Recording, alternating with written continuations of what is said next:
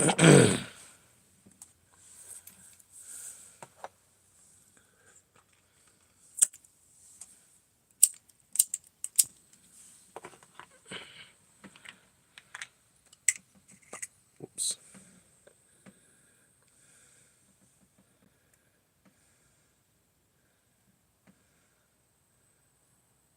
Welcome in, Janice. First, I didn't realize my dab rig was clogged, so I now have to unclog my dab rig before I can do Tokes. Can't have coffee and Tokes without Tokes.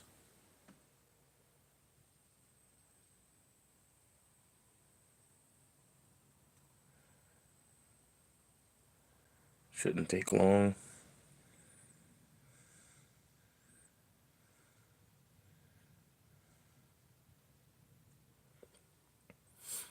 Welcome in, Jessica, Marco, Nathaniel.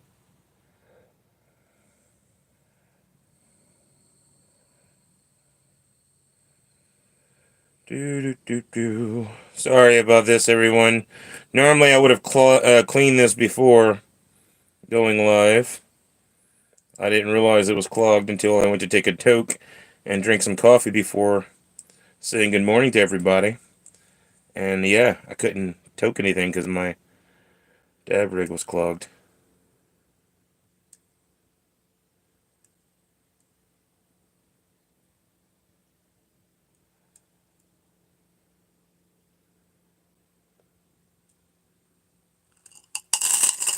There it goes.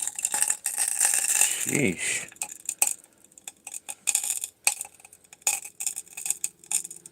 That took a lot, actually.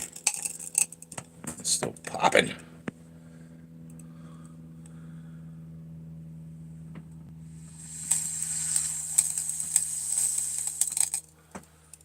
Whoops.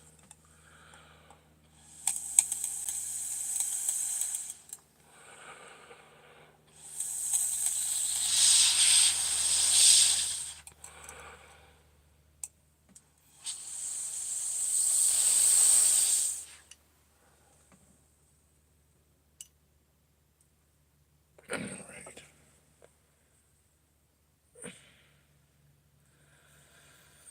Okay. Should be alright now. Yeah, we're good now. Just gotta let it cool off for a second. Oh, I'm just toking and drinking some coffee, Jessica. I appreciate the good luck, though. I'm not scratching tickets or gambling or anything like that. I can't afford to do that at the moment. I'm hoping someone orders freeze-dried candy or fruit from me here soon, so I can pay rent and, my insurance for my car and, like, other bills. uh, but nobody's making any candy orders. I need people to order candy. Come on.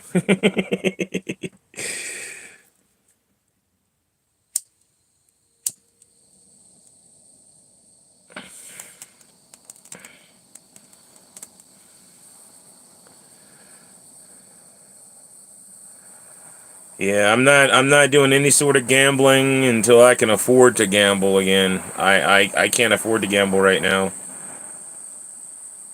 I had someone sponsor a session the other day. Itching and Scratching Darren sponsored a sesh the other day. That was really cool of him. But unless I have a sponsored sesh, which I feel bad even doing a sponsored sesh because I can't afford my bills right now.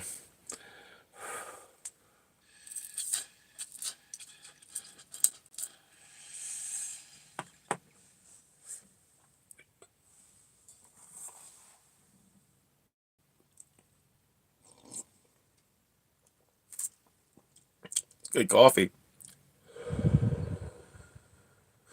Blessings be to you and to me.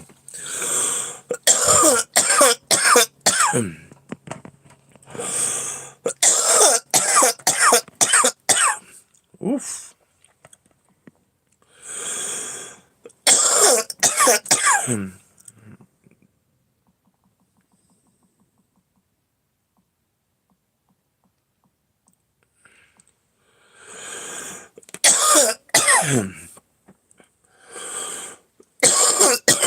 Woo! It's good blessings.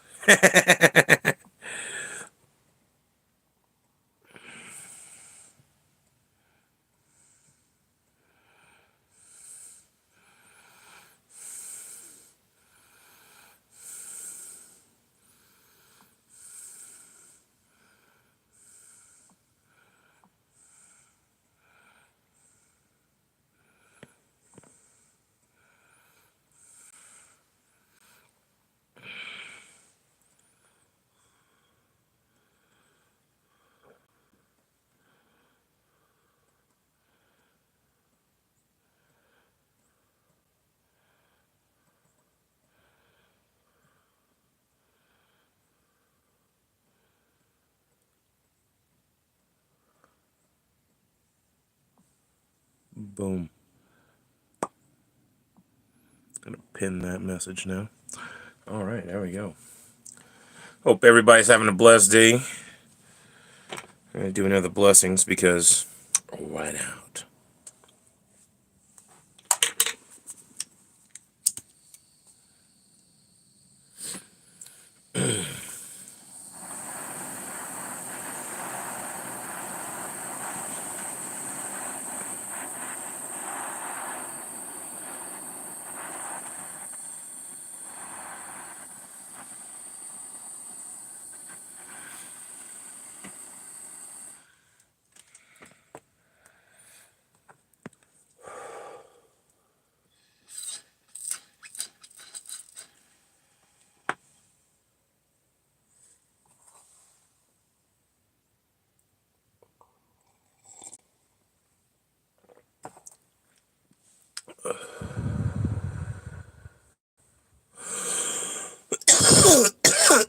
Blessings be to you and to me.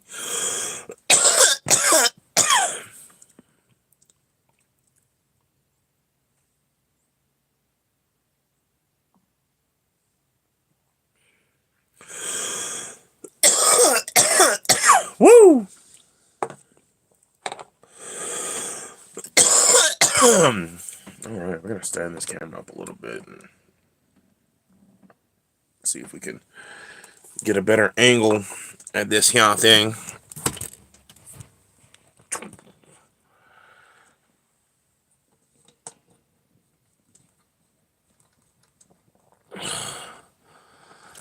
There we go. Good morning, Dustin. Welcome in.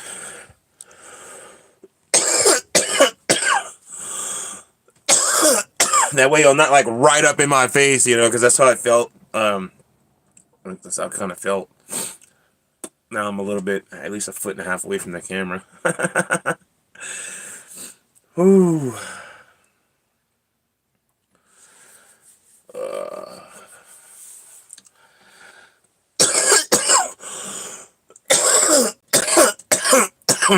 Woo!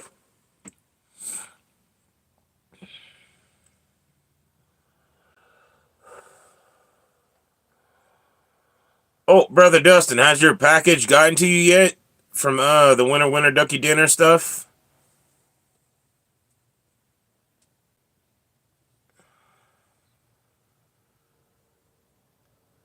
Pretty sure we mailed it off, right? We did, right?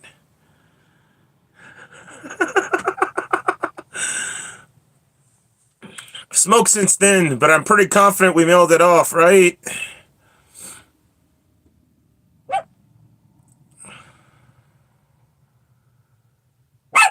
Oh, Blue. You're so special. What are you barking at? Who or what are you barking at? I don't even hear anything, Blue. You just bark into bark. I am a stoner. All right, cool beans, cool beans, cool beans. I'm glad you got it. It was safe and sound. I've smoked since then. I always want to ask questions like how was it or whatever, you know, but at the same time it's like, wait, did you even send it off yet? Is it still sitting in the front of the bus? No. uh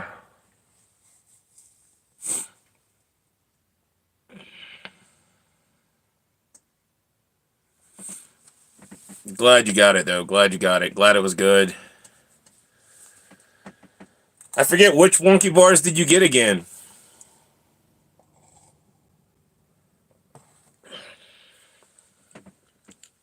I completely forget.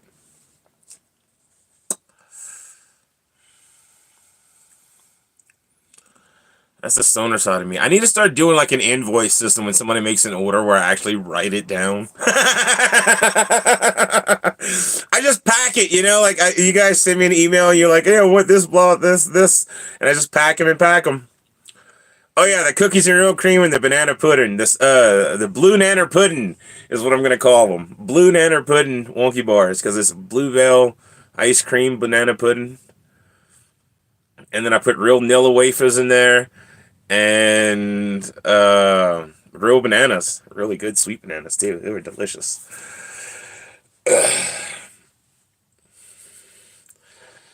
I think the banana pudding one is my new favorite. I really like the cookies and real cream one. I also really like the huckleberry one, and the sunrise one's okay, but it's not as good as the huckleberry or the blueberry cheesecake for that matter, because I really like the blueberry cheesecake one too.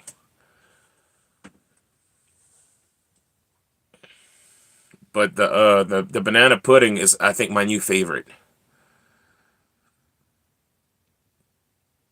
Yeah, yeah. Huckleberry is now in second place to banana pudding because banana pudding's pretty effing good. Welcome into Archangel.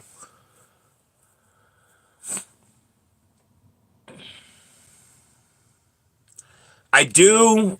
I don't know how I'm gonna do this, but I want to find slightly bigger chocolate bar molds. You know, so it'll fit everything better.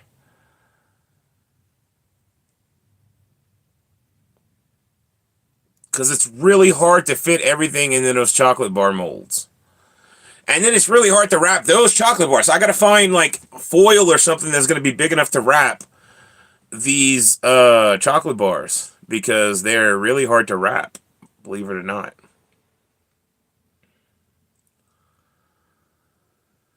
I might not be able to use, oh, excuse me, the purple foil that I want to use because it's just my wonky bars are just too fat, you know? They're fat like me. They're fat like me. They can't fit into normal wrapping. I tried. I really tried. Yes, it's not working. It's not working though.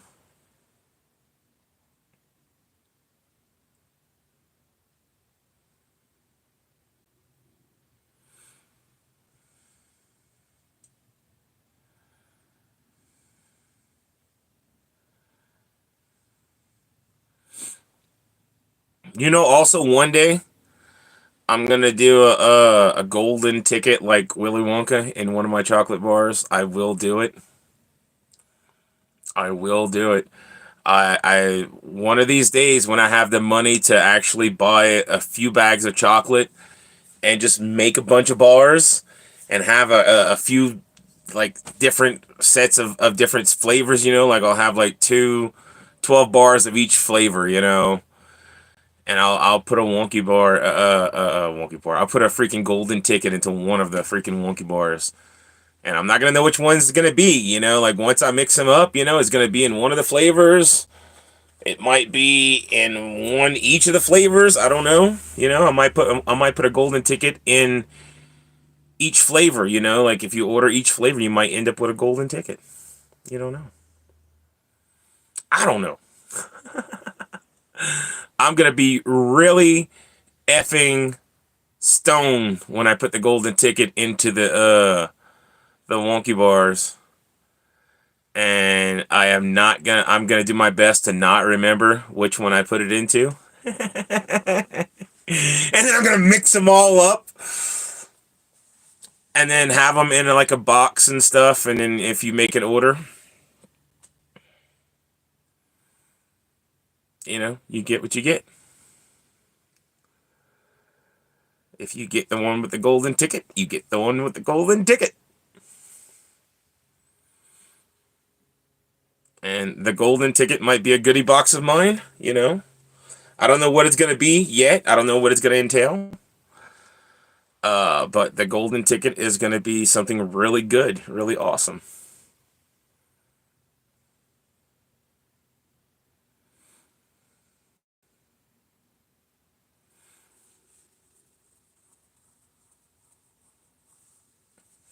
It's going to be a lot of fun too, I think.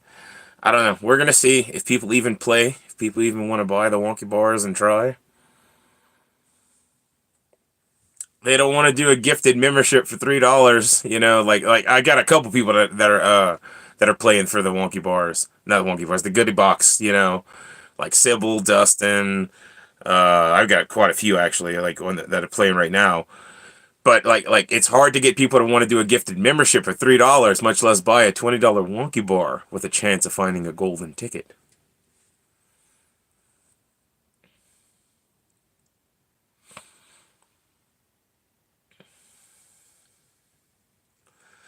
You know, when I do this golden ticket, it might be a true golden ticket too. If I got the money to actually to pull off what I want to pull off, you might win a weekend getaway in Colorado.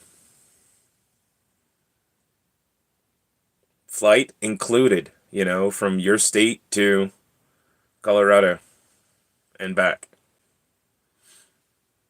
And then like a 2-day stay in a hot springs resort. It's not really a resort, but it's a cool place. I liked it. I enjoyed it when I went. It's old school. It's not gonna be like $10,000 rooms. Like it's gonna be it's my budget, but it is what it is. Oh, I know the wonky bars are amazing, brother. Trust me, I know the wonky bars are worth it. The golden ticket that you can win by purchasing a wonky bar, is what's gonna make it really awesome. That's what's gonna make it really awesome. And I gotta calculate how much it's gonna cost. But I think a flight from almost any state to Colorado is gonna be about $200, maybe 400, round trip. The weekend stay in the hot springs spa is gonna be about another like $400. So it's probably gonna cost me like $1,000 for this golden ticket. You know what I'm saying?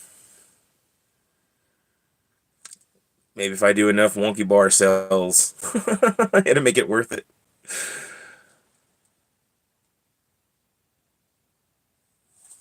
Let's see. Let me do a little bit of math. I like doing math. I don't know why.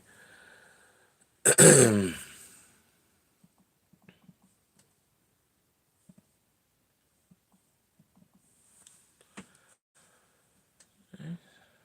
wonky bars.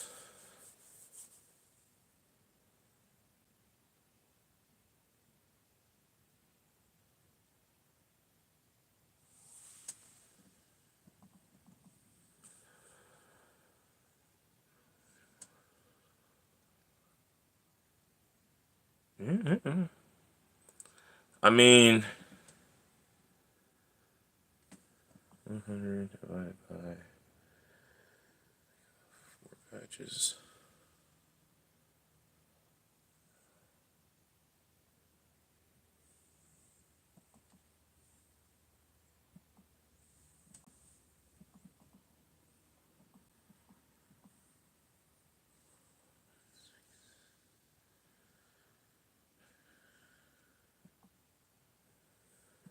Okay, so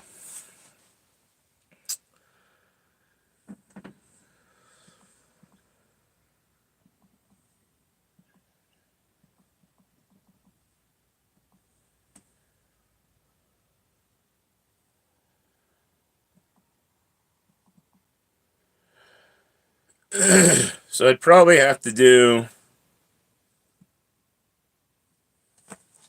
about 130 to 140 wonky bars sold to be able to do that trip and have the wonky bars pay for the golden ticket. Now, we shall see. You know, we shall see. If ever I have the money to actually make 100 wonky bars, you know, we'll do it. You know, like I'll have my rappers. We'll even do it live. I'll put the golden ticket inside of one of the wonky bars live. We'll make a bunch of different flavors. I'll get some more molds to make wonky bars. You know, so we'll make like 4 batches at a time or something. You know, we'll do something huge, something big. And we'll make a bunch of wonky bars at one go.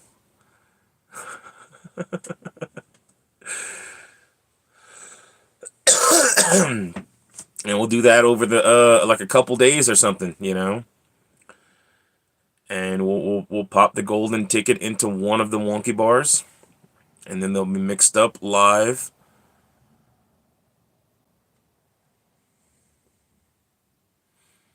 And then we'll do Odin's golden tickets like special.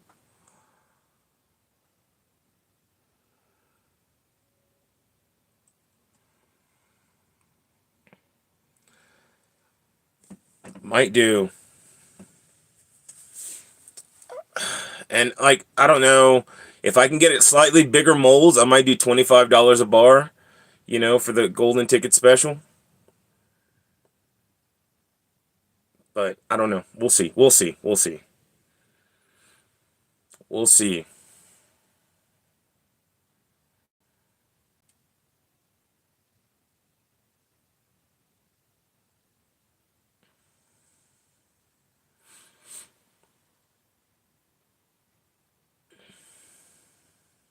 All right, it's time for blessings, Tokes. Haven't had a drink of coffee or Tokes in a while. I don't know if anybody's talking anymore.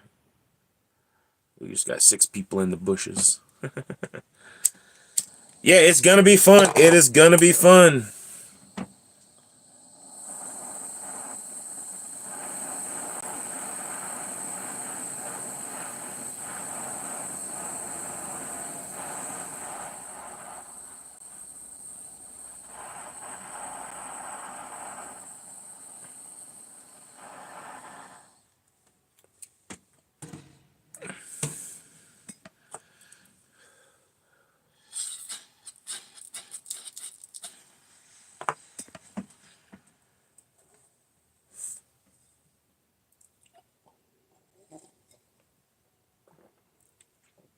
Almost spilled the coffee. Not good. Blessings be to you and to me.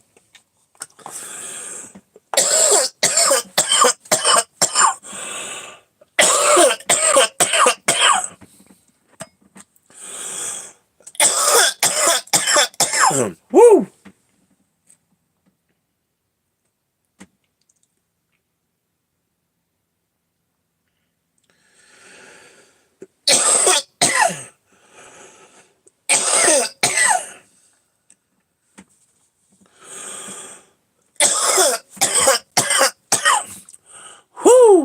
Okay. I want to see something. How much it still costs to go to that the resort? Whew.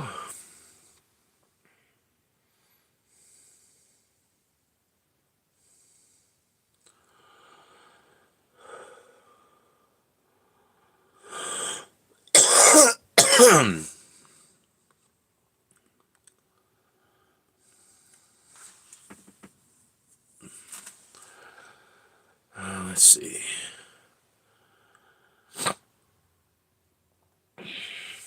Okay.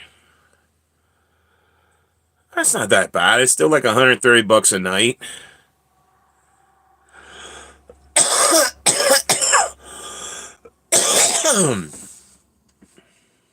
Oof.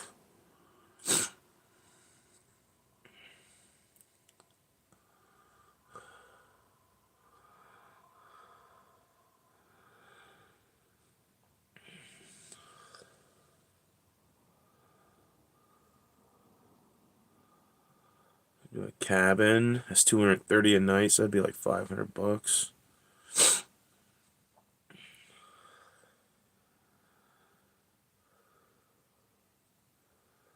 Oh, that's not bad. That's not bad. Okay, look, I'm gonna show off what I'm talking about.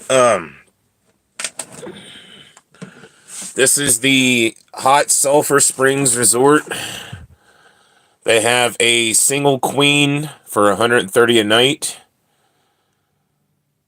or they have an apartment for $260 a night, or they have a cabin for $230 a night, or a two double for $180 a night. So it'd be a 2-night stay in this place, and they offer let's see up here. They offer massages, deep tissue available. It comes with a pass to the hot springs.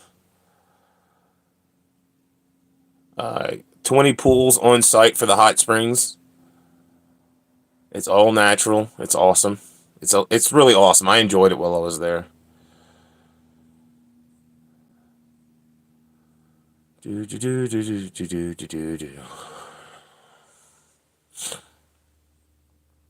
But I'd probably end up trying to schedule a massage for the person that wins. You know, it'd be one massage for the golden ticket winner.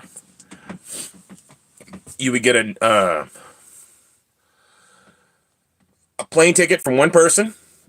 You know, it's a single person golden ticket. It's not a couple's golden ticket. It would be a lot more for a couple's golden ticket. That'd be super expensive. Now I can't afford a flight and hotel stay for two plus massage for two plus everything for two. If I could, that'd be awesome. It probably cost double the price, like $2,000. I'd have to sell 200 wonky bars to cover the cost of that resort spa thing, whatever. But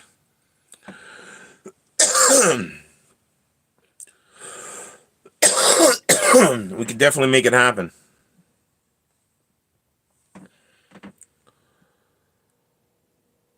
And I think it would be cool.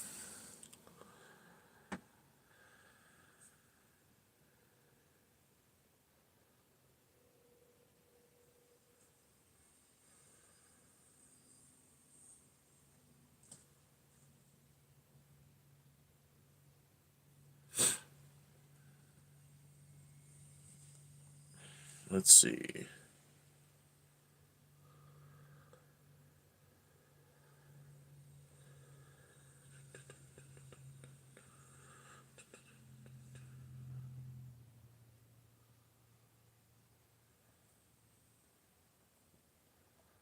Swedish massage is $35 for an hour for star bath. $125 for a Swedish massage. $150 for a deep tissue massage.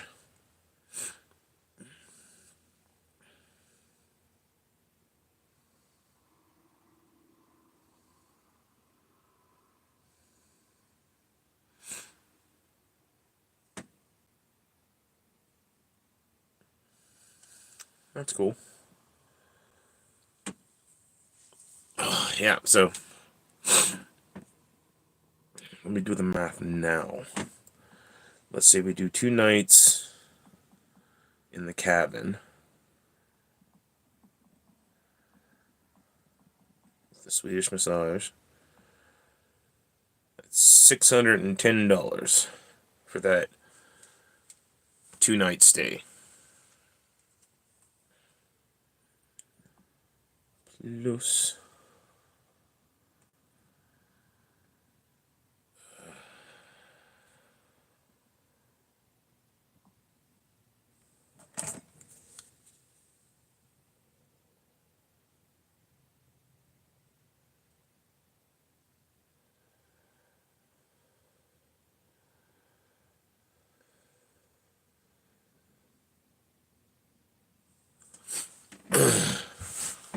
Okay, okay.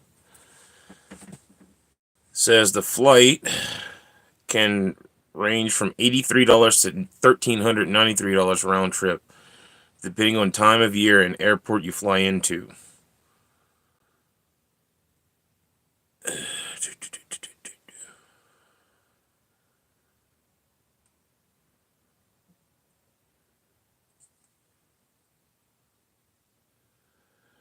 We'd have to figure out as a group which would be the best flight. Like Delta, United, American, Spirit, Frontier, or Southwest. I don't know. JetBlue. I know there's one that just crashed recently, okay? But I will say this. Yes, they crashed, but that pilot's um not to I don't want to badmouth in my I'm not trying to disrespect anybody. To that pilot's credit, he landed that plane, even though it was a crash, he landed that plane and those passengers got off safely. There might have been a couple casualties, but most of those passengers got off safely, and that is a hell of a feat for a pilot that crashed the plane. You know, he did what he had to do to land it. So yes, I get it. They had a crash. All freaking planes can crash. But to that pilot's credit, he at least landed that plane to where those passengers could get out from that crash. They weren't completely, like blown away and blown up, like they actually had a chance to get out. So people want to talk bad about that pilot because he crashed, but I mean, what if it's not his fault? The plane was going down, and he did what he had to do to land it to where they can get out, and still, he sacrificed himself so they could live, and they're talking bad about him. That just I don't know. I've actually gone up in a couple planes, and I've actually had the chance to fly a plane, and it's not the easiest thing in the world to do, especially landing. Like, think about this. You're in a plane and you're heading for the ground. Like, I watched the footage of that plane land, and I'm all I can say is that pilot was definitely a skilled pilot. You all right, Blue? What is your problem, weirdo? He was definitely a skilled pilot. He I don't know if the landing gear failed or whatever, what was going on, but he kept that plane right side up and level to where it landed and skidded before it flipped. Now, had he been like a non-skilled pilot and just like hit, it would have impacted on when it would have exploded on impact. I don't know, but anyway, I think as a group we can come up with a flight that everyone could agree on, and we'd find tickets round trip for one person in that flight.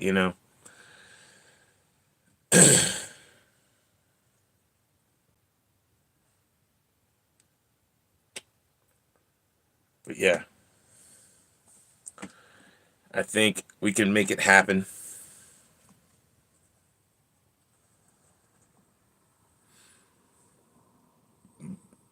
Excuse me.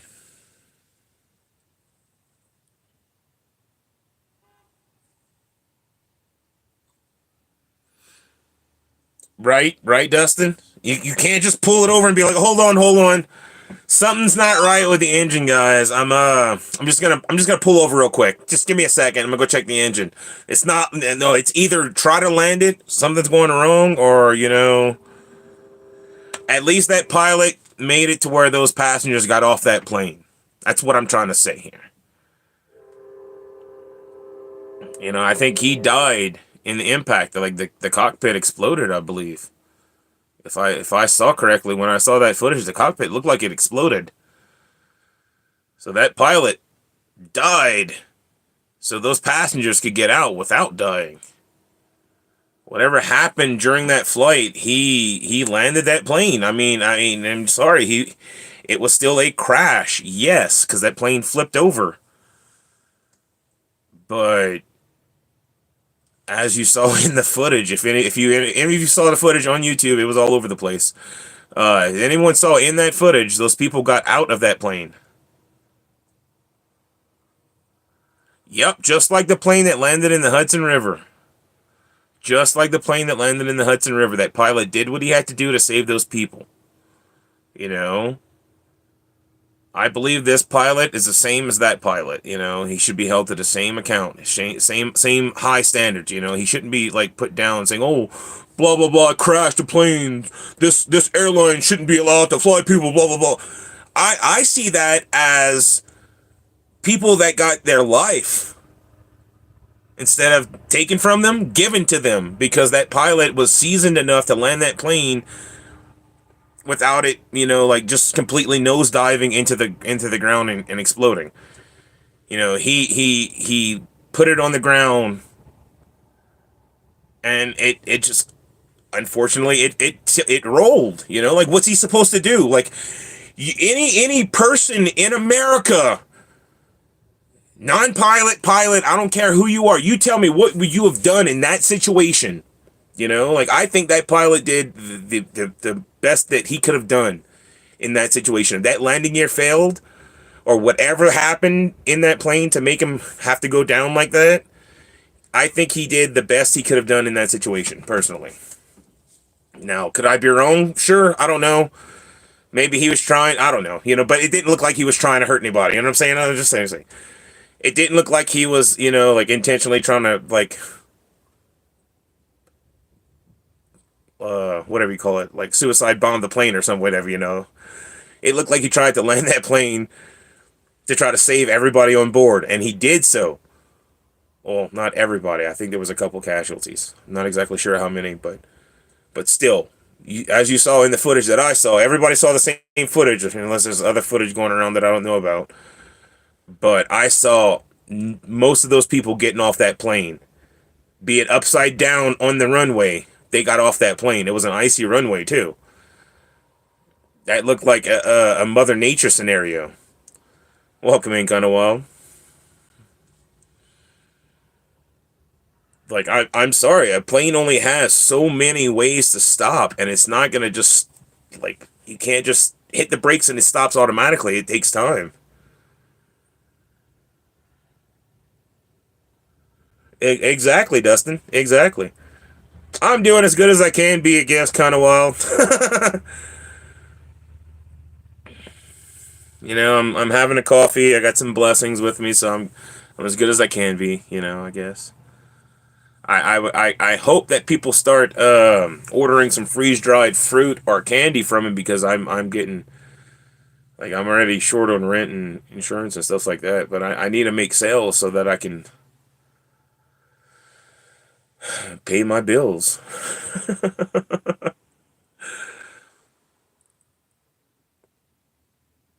We are talking about doing a possible golden ticket scenario for my wonky bars in the future.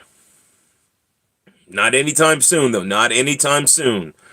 This would be like a giant wonky bar sale type situation where I would have to make 100 and something plus wonky bars, and I would have to throw a golden ticket that's worth over $1,000 into one of them, and it would be a weekend getaway here in Colorado, flight included for one person,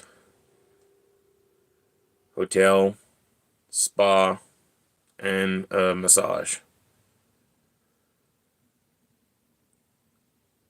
That would be the golden ticket, I think, for my whenever I do it. I would be a bigger channel for one, so I would hopefully I would have more people involved and wanting to get like wanting to play and buy wonky bars and stuff. I definitely have to get to a better place in my life to where I can afford to do something like this, because it is going to cost like 1,200-1,300 bucks to be able to do it. Which I know that doesn't sound like a lot, but that's a lot. That's a lot of money.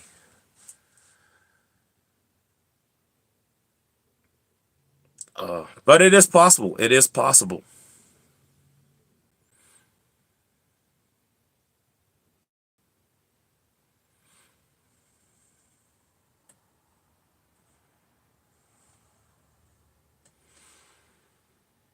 Yeah, I think I would do a 2-night stay, 3-day, 2-night. So you would come in on a Saturday. You would stay Saturday night. You would have Saturday and Sunday in the spa. So you would have Saturday night and Sunday night in the room. And you could use the spa in the morning. And we'd schedule you an afternoon flight or an evening flight or something back for the round trip portion. So that you would leave on Monday. You would come in on a Saturday, leave on Monday. You would have Saturday at the spa. Saturday night you would have in the room. Sunday you would get a massage and spa all day long, and then you would have your room Sunday night. Then Monday morning you can use the spa again for like to wake up, morning spa, and then leave to get to the airport to leave Monday night.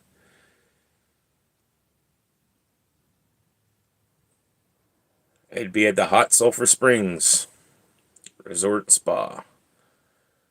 I've been there. It's okay. It smells like sulfur. So just so you know, it does smell like sulfur, but you get used to it.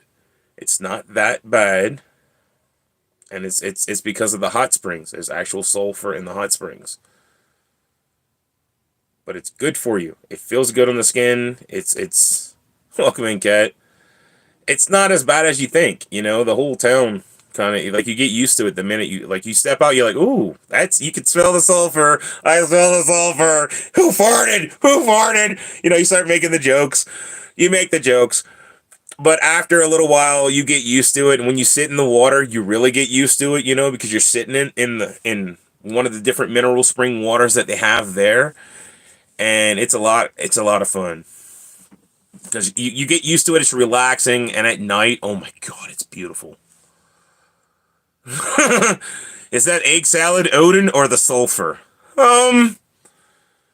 Maybe all three. I ate egg salad in the car.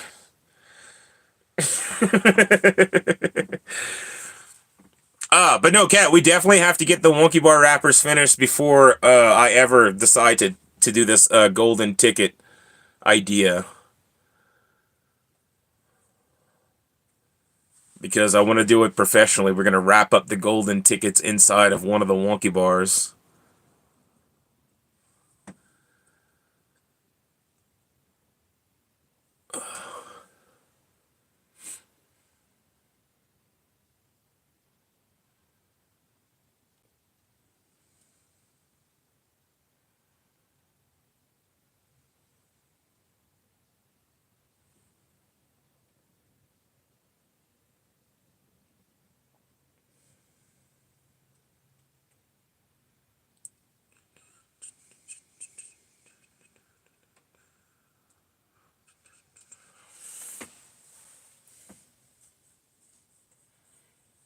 Oh, no worries. You got plenty of time, Kat. Look, again, this isn't happening anytime soon. I'm not a rich man. I don't have $1,400 just lying around to be able to give to somebody as a weekend getaway. I also have to make all these Wonky Bars and sell all these Wonky Bars, like it's going to be inside of one of the Wonky Bars. I don't know which one, because it's just going to go inside of one. And what I think I'm going to do is make all the Wonky Bars and have them labeled, which kind of Wonky Bar they are, because I have like 7 different flavors. Everybody's always asking me to make new different flavors, and I get that. Everybody wants to try new flavors. I get that. But you know how hard it is to just make a new flavor like that, new kind of chocolate, new batch of stuff, whatever, and then say, hey, I got a new flavor of Wonky Bar. It's not that easy. It costs a lot of money to come up with a new flavor. It's $70 a bag of chocolate. That's all I'm saying. $70 a bag of chocolate. It's not cheap. It's not cheap. But I do want to try different Wonky Bars. But at the moment, I think I got like 7 different flavors. So what I want to do is we're going to wrap all the different flavors in the foil, and we'll have them labeled what flavor they are. And then we're going to flip them and wrap them with the wrapper. Once the wrapper goes on, you know, the golden ticket will be slapped on the inside of one of the wrappers. You know, that's going to be put onto the wonky bars. And then I'm going to mix the wrappers up so that I don't know which one is going to be on, and then they're going to go face down. And so I'm going to put the wonky bars face down, you know, like it's going to get the flavor. I'm going to see what flavor it is. That flavor is going to go on top. Boom. Wonky bar wrapper is going to go around, folded, taped, and in the box it goes. And I'm not going to know which wonky bar is going to have the golden ticket. I'm just going to know it's going to be in there. So, we'll see what happens. We'll see what happens.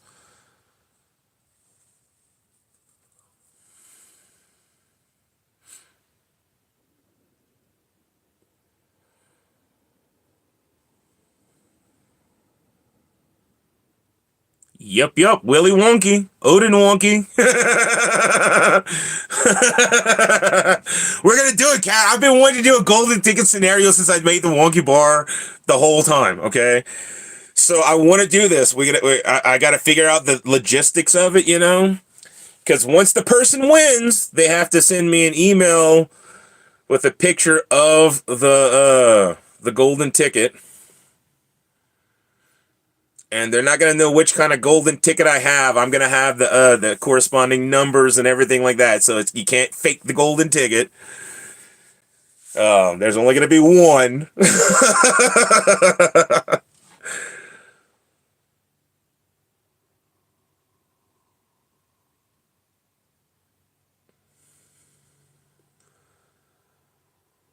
It's gonna be awesome. It's gonna be awesome. I'm hoping it inspires people to want to buy a wonky bar, you know, in hopes they find the golden ticket with the weekend getaway here in Colorado Springs. Not Colorado Springs, Hot Sulphur Springs. It's going to be a fun weekend. You get 2 nights in a cabin, plus 3 days with a spa and a massage.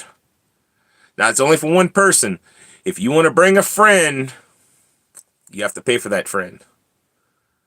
You know, like if you win and you got a spouse that wants to go to the spa, you know, I'm not paying for their massage. I'm not paying for their spa day. You can buy them a spa pass. You can buy them a plane ticket to come with you. That's all up to you. I will pay for one plane ticket for one person and a hotel room, a cabin. So if you want to bring somebody to your cabin, that's you. You know, I've got no judgment. But I'm not paying for a second plane ticket round trip or, you know, a second pass into the spa. You get the only pass that goes with the cabin. And if you want to bring a spouse or whatever, then hey, fine and dandy. You pay for their ticket, they can come right along. You want to buy them a massage, it's $150. I think the day pass is like $30-something or $20-something or something. And again, we can work all this out if you win the golden ticket. You contact me via email, show me that you have the winning ticket, and then we'll have pictures of you holding the ticket up sent to me so I can make a post about it on YouTube about who the winner is. And then we'll work out the logistics from there. About scheduling the date for the flight as well as the hotel room. We'll do it on a weekend, obviously. You get Saturday and Sunday in the hotel room.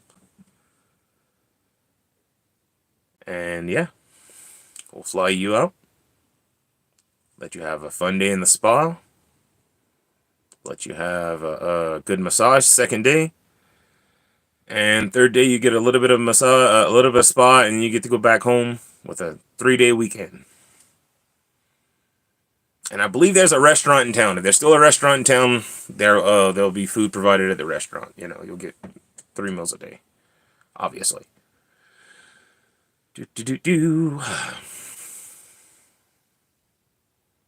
If not, then the cabin will be your food will be provided in the cabin. You can cook breakfast or whatever.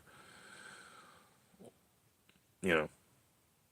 Or if you want, I can cook breakfast for you guys. because I am a private chef. I do cook. I'm pretty good at it.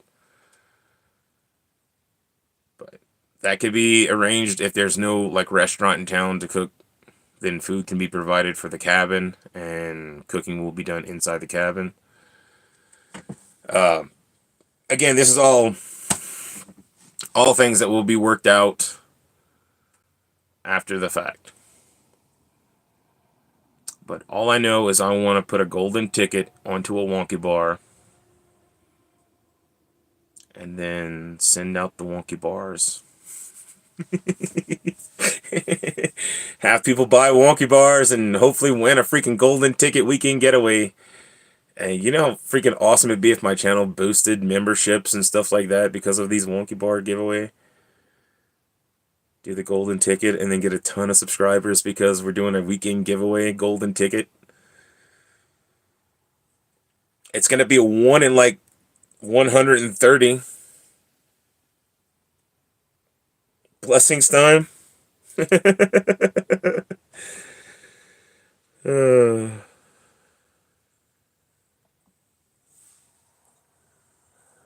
would like a drink of coffee.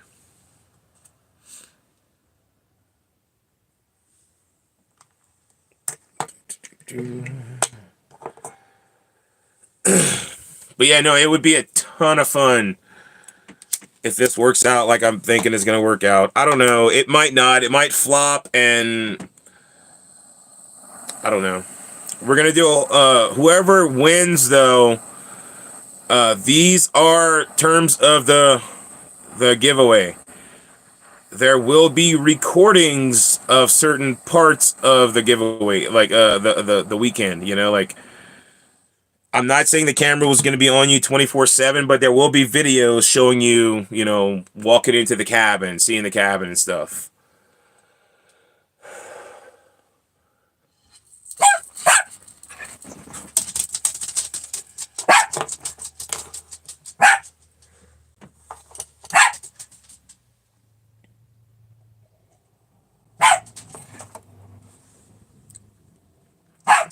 Good coffee.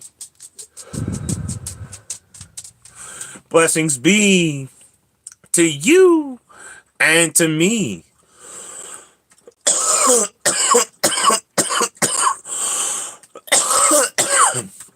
I don't burp out the smoke. I don't burp out the smoke. I can sometimes hold it in until it disappears. I can ghost the hit. But I can't do stuff like drink and like talk and whatever. If I'm trying to ghost it, I have to hold it in until it dissipates or whatever you want to call it. It absorbs into my bloodstream. Gets super high when you ghost the hit. But there's no way of proving it on camera. You know, like I can't show me taking the hit.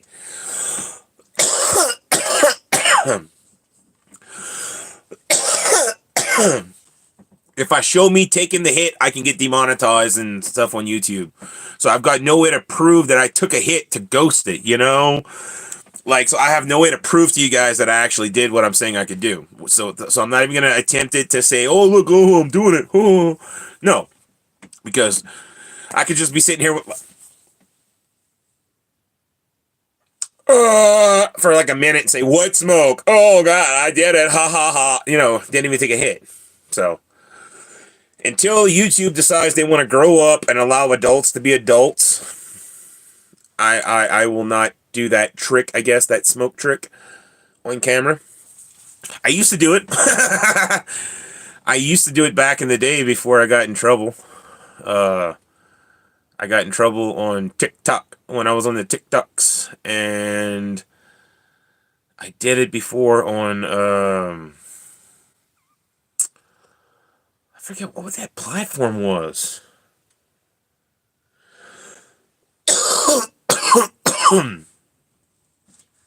I don't remember. Scout or something. It was a platform to meet friends or whatever. But you can go live and do what I'm doing now. So I would do the same thing, and I used to actually be able to smoke on there. They didn't care if you smoked on those channels, on those platforms. But yeah, no, it'd be like 1 in 130 shot of getting the golden ticket, because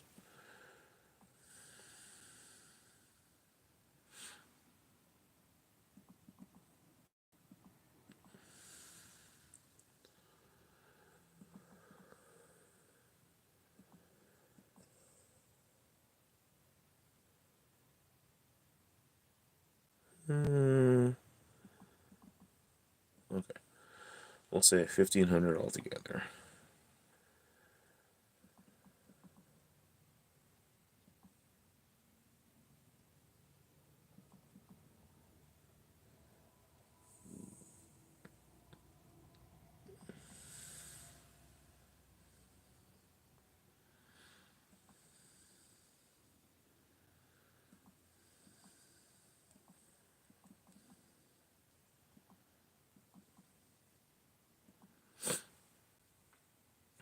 Yeah, yeah, no, that's plenty. If we do, I think I'm gonna do 25 a bar when we do this. We'll do $25 a wonky bar for the golden ticket hunt, and there's gonna be 130 wonky bars in the golden ticket hunt, or yeah, 130, around 130. It might be less than 130. I don't know. We'll see. We'll see. We shall see. But yeah, I want to do it. I just have to wait till I can afford the the money to make the wonky bars. It's gonna cost me money to make wonky bars. It's gonna cost ingredients. It's gonna cost wrapping. It's gonna be a lot to it. It's not gonna be like I could just go like, done. Got 130 wonky bars. Let's go. No.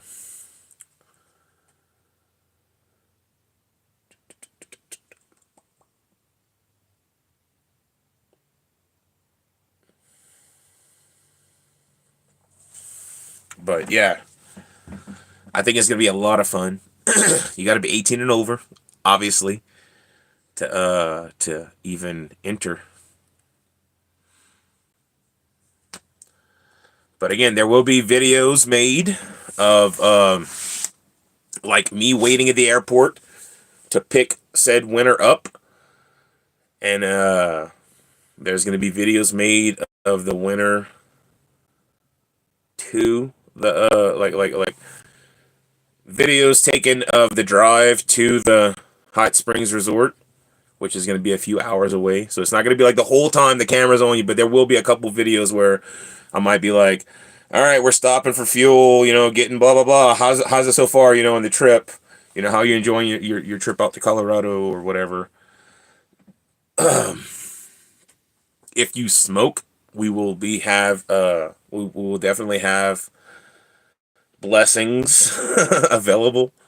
So that's going to be a thing too. If you do smoke, and you have to be above the age of 21 to be able to go full 420. So as long as you're over the age of 21, we can go full 420 for the weekend getaway. But if you're not, then it is what it is. Can't smoke at the pools whenever you're at the hot springs, so that's not a capability. They don't allow smoking, vaping, or anything like that inside the hot springs. And I fully understand that, because you do not want to have to clean up the hot springs. Like they're all natural. They don't put any chemicals in there. So you don't want cigarette butts or ashes or whatever inside your hot tubs. Or joint ashes or joint butts, roaches and stuff, like you don't want any of that. So I fully understand the not letting people smoke or vape or any of that stuff. Like, I wouldn't want the vape chemicals. I know it's just glycerin. It's vegetable glycerin and whatever flavorings you decide, plus like nicotine and stuff, but I don't want that in those hot springs. I want to sit in those hot springs. So I don't want to have that stuff in there. But there will be videos, not like long videos, but there will be videos of like going into the hot springs before the massage, like get a video of you coming into the or whoever the winner is, coming into the spa. You're like, oh, is it time for your massage? Ooh, let me know how it goes. And that's it, like a 30, 40-second video. And this will all be pieced together after the fact into like one long 30, 40-minute video of, like the spa winner. Whoever wins the golden ticket winner it'll be like a video, it's for the YouTube channel, hopefully, so I'll grow and get bigger. And then we could do it again and again and again, like if it's really awesome, we have fun doing it, then we'll do it again.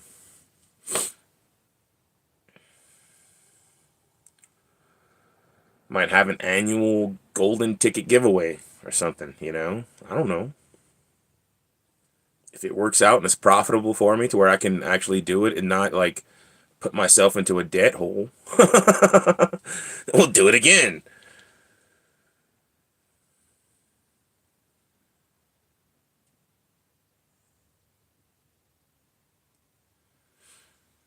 But I think it'd be a lot of fun, I think it will be a lot of fun.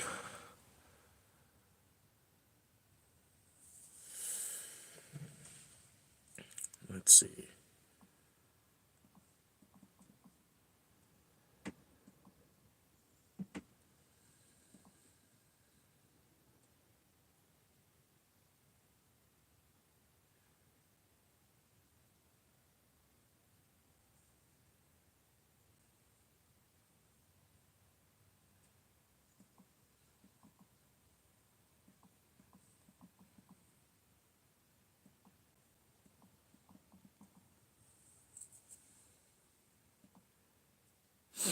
I think it'd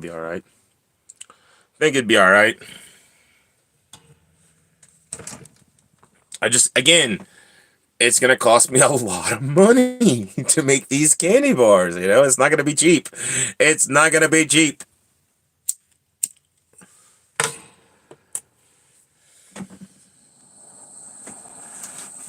It's probably going to cost me like $800 to make all these candy bars. $900,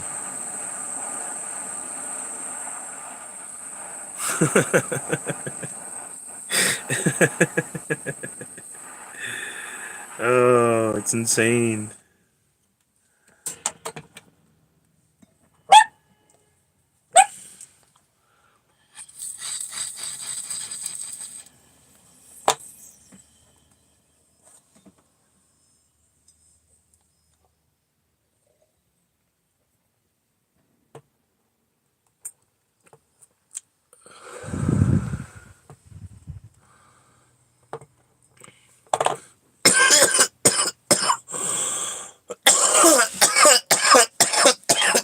Blessings be to you and to me. Put it on a flight in a box and be dropped off there like Kyle's cousin. Yeah, I don't think they would have. I think they might have issues with doing that one, Dustin.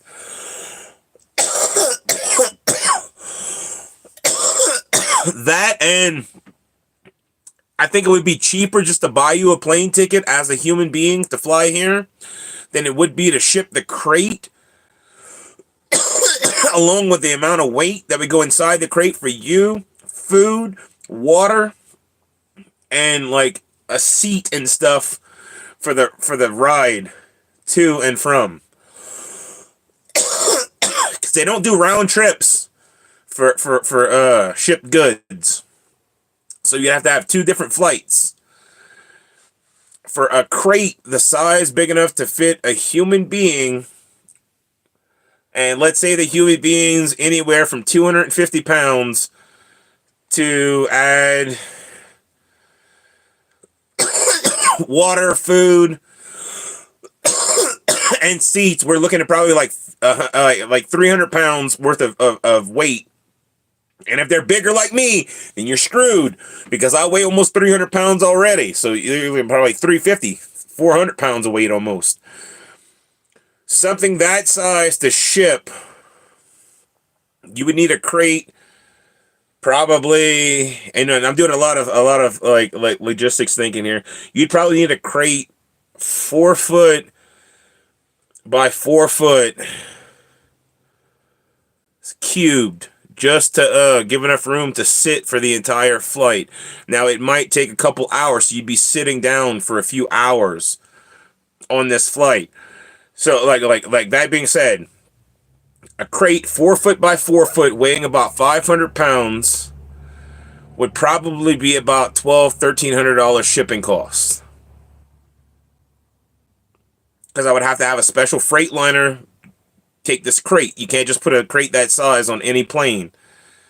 So it would have to be on a special freight carrier like UPS or FedEx or something. You know, like it would have to be a special freight carrier to ship this. So the shipping costs are probably, because I've shipped stuff with UPS, just a normal little package, and it was like $100-something, which is already more than the ticket for you on the flight. See what I'm saying? See what I'm saying here? To ship something like this, like that weighs not even 300 pounds, you know, ship something that weighed like, I think it was 200 pounds. They wanted like $200-something for shipping costs. And that was just shipping an item without a crate. You know, this is not like a giant crate. So a crate would probably be about $1,200 shipping cost. That twice is like $2,400. I'm not paying $2,400 to ship you like a package when I could pay $400 to fly you like a human being, sitting upright in a seat. You have access to a bathroom if you need it. I mean, you're still going to be on a flight. And then you never know what happens with UPS or FedEx. You know, you might get delayed. Who knows how long you're going to be in that crate for if they decide not to deliver you on time. You know, like the flight's guaranteed to land at that scheduled time because they need to take off with their next passengers to the next place. So you're guaranteed to get to me at that scheduled time. On a UPS flight, they're going to take a week. You know, if they're feeling squirrely.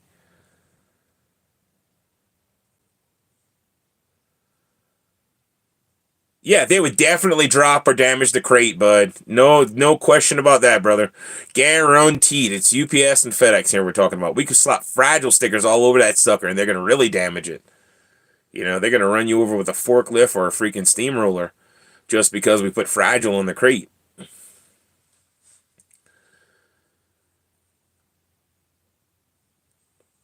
No, it's funny. It was a funny episode of South Park, but logistics wise, if I tried to do something like that, the cost would be insane. If you've ever tried to ship anything that weighs a lot of weight, you understand what I'm talking about. You know, you go to a UPS or a FedEx place and try to ship something that weighs 200-300 pounds, and they look at you like you're ridiculous. They start measuring things, they start weighing it, and they're like, okay, it's gonna be a lot.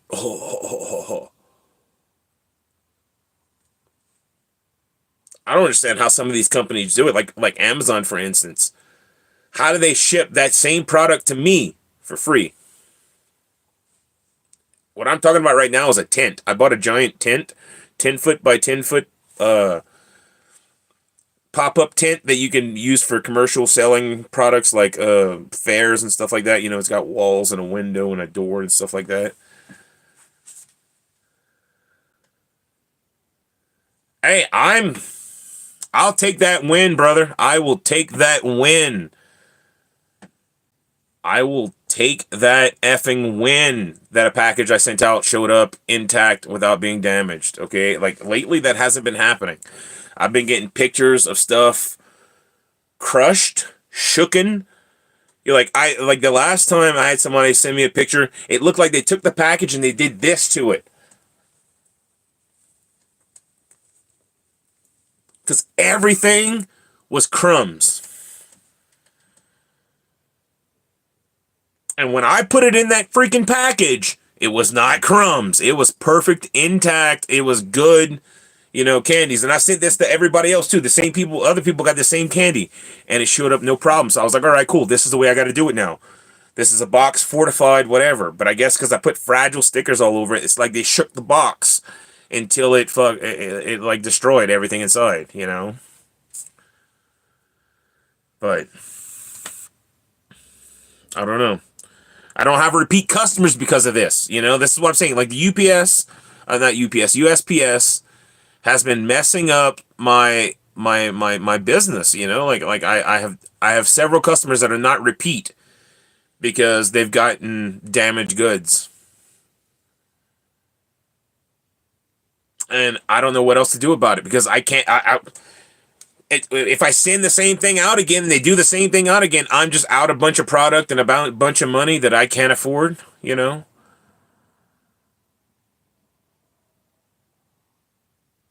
It sucks. It sucks that I don't know what to do. I can't trust. The only way I can like trust that you're gonna get your package without it being damaged is if I personally buy a round trip plane ticket to your town and I hand deliver said package. I can take it as carry on because it will be light. It's not gonna be heavy, and I can make it fit in a box that's gonna fit on the plane. Take it as carry on. Like, so I'll just show you. This is what's inside. It's candy. Here you go. It's just candy. You can inspect it. It's nothing illegal. And then I could fly it to you, hand deliver it, and that's the only way that I know I can make it there without it being all like demolished. Other than that, I have to trust the freaking USPS that they're gonna do their job and not freaking, demolish my packages. They're telling me I have to fortify it to be able to withstand the weight of 60-pound packages falling on top of it. Like, what? How does that make any sense? If I'm sending out something that's this big, or this big, that's fragile because it's candy, or this big because it's candy and it's fragile, it's a box, like a 2 foot by 2 foot box. How am I supposed to fortify that to withstand the weight of 60 pounds falling on top of it? I mean, the only way I could do that is to brace it with steel bracing, all around the box, all the corners, all the edges, put it in a steel cage. Now that's going to add how much weight? Here we go again. They're going to want to charge me to ship that weight. They're not going to take be like, oh, okay, it's just fortifying the box. I'm not going to count that weight. No, they're going to charge me for that weight. It's going to cost me exuberant amount of money. Like just huge amounts of money because it's of me fortifying the package to withstand 60-pound packages falling on top of it. If I were to weld together a steel cage to put my package into, it would add probably 30, 40 pounds to it. Now that 30, 40 pounds is going to cost me $100, $200 to ship. So maybe if that's what everybody wants, we'll start going to that. You could pay for the extra protecting shipping and handling. It would be quite pricey, It's the USPS's fault. I'll weld the box together for free. I'll try to find steel, like spare steel that I could weld together for free, and we'll try to create a steel cage and then try to ship it to you. But you're gonna have to pay for that shipping. It's gonna be expensive. And I'm not gonna lie, I kind of want to do it just to F with the people at the USPS.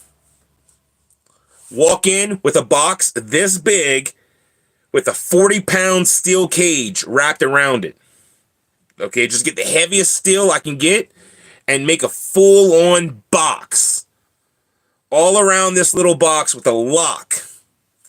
I want it locked, padlocked, so they can't reach in and pull it out and whatever, I want it fortified to be able to withstand a 60-pound box falling on top of it. It'd be about a 4-inch by 4-inch box with a heavy steel cage around it. And I want to weld it together, and then I want to ship it. And I'm going to walk in there, and I'm a big dude, so I can handle the weight, picking it up and carrying it around. It'd be about 40, 50 pounds.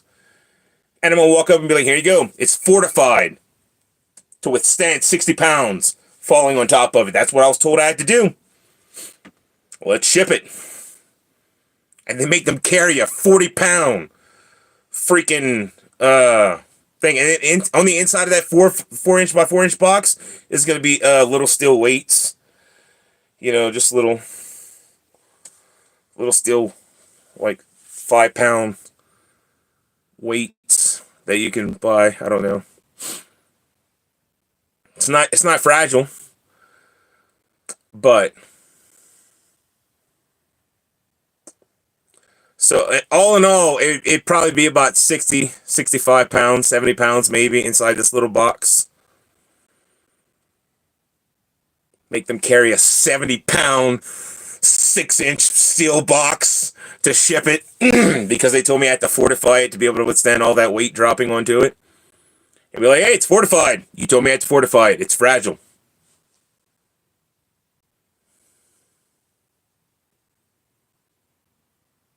And then make them carry around a 70-pound steel box. And then have it sent to an address and then tell the address to return it to sender because they don't want it.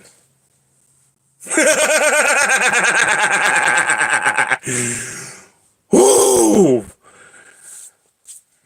You think they would like I'm kind of willing to pay the price to ship that kind of box. You know, it's just gonna cost to ship something that weighs that much, but I'm kind of willing to pay it. You know?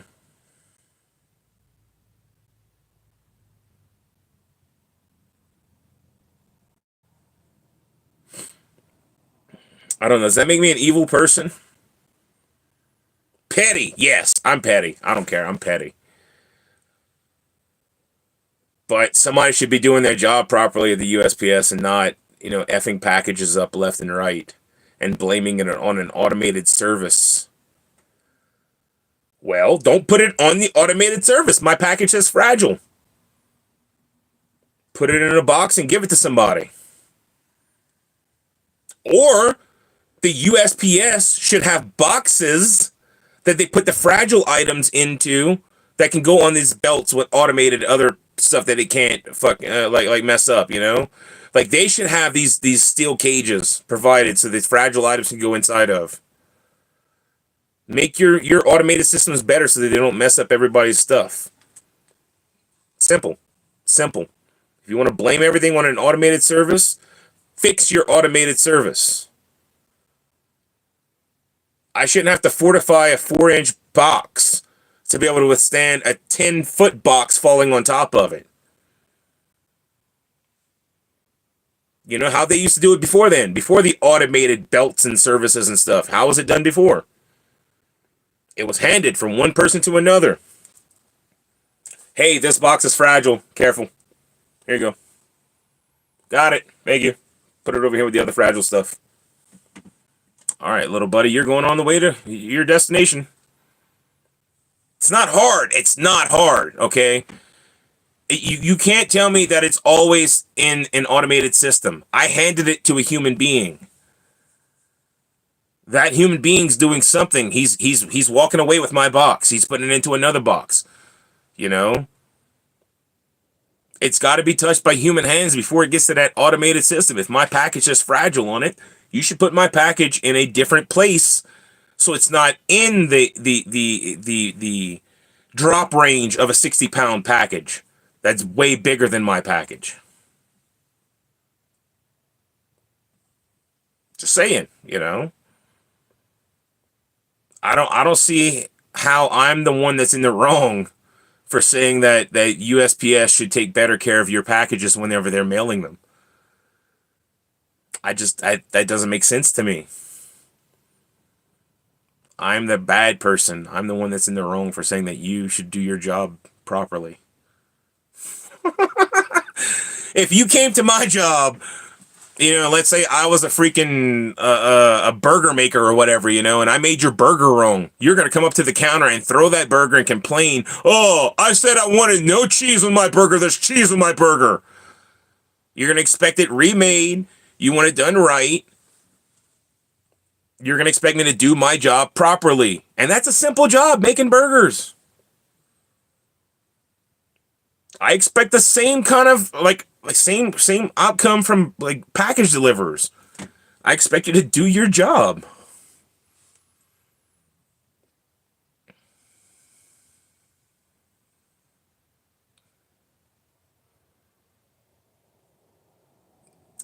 Right, Dustin?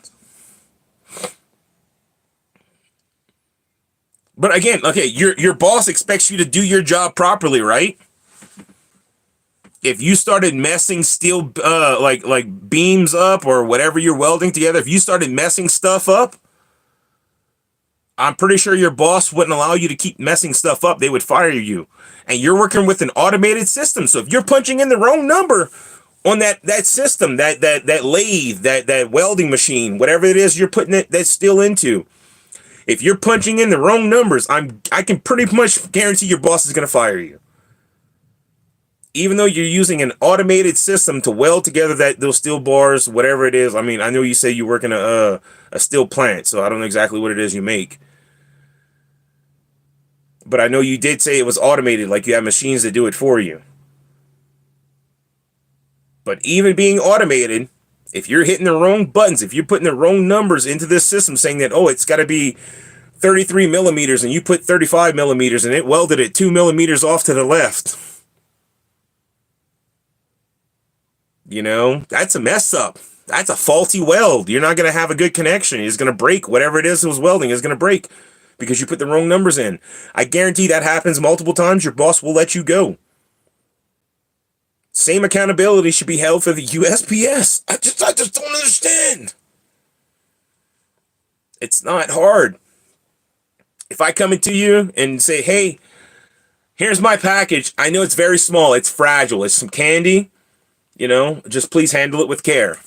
Like your stickers say, I got stickers from the USPS that says fragile, handle with care. Okay? So if I give you that and I say, please handle this with care, I'm giving it to a human being. Therefore, it's in a human being's hands before it goes to said automated system.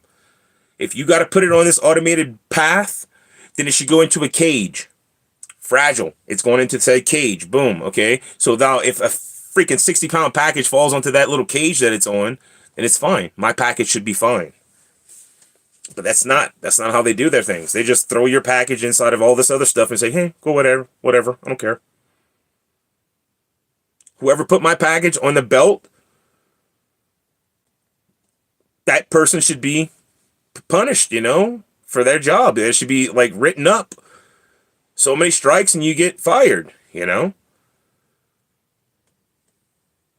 Sorry, that's how it is at my job or your job or whatever job you got. If it has to go on these automated belts, then the person that's putting my fragile package with all these non-fragile packages should have to fortify it in a cage or some sort on that belt so it's fine. And if they can't do that, if they can't hand off my package from one person to another, then they should have consequences. That's all I'm saying. But that makes me a bad guy.